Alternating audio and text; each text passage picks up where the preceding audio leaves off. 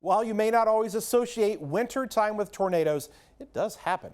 As a matter of fact, we're days away from one major anniversary. November 17th marks the 10-year anniversary of one of the most memorable tornado outbreaks in central Illinois history. Now, this rare November outbreak produced 75 tornadoes across 7 states. You might recall this was around midday on a Sunday in the middle of our Chicago Bears game that was on WCIA. Now, here locally, we had several tornadoes. Now, one of the strongest on this day was an EF4. Now, that was 190-mile-an-hour winds, and it devastated the Washington, Illinois area, killing 3 people and injuring 125.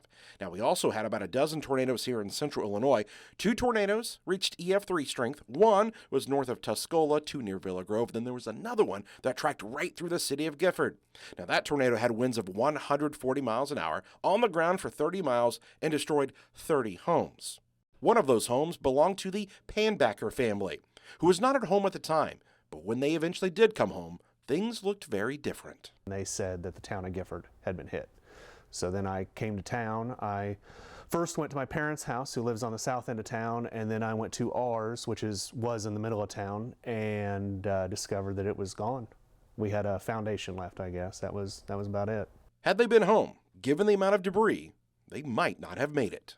We had a small house. All we had was a crawl space. Most of our house was up against the neighbor's house and in their front yard. I can't imagine, because we had no basement or anything like that, and there was, I'm going to say, no real recognizable part of our house. I mean, we had nothing left. It was just a hole in the ground.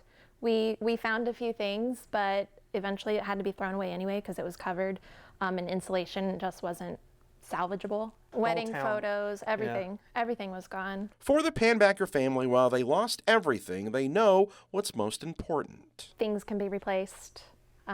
People can't. Loved ones can't. And so we realized that after going through that, you know, things are things.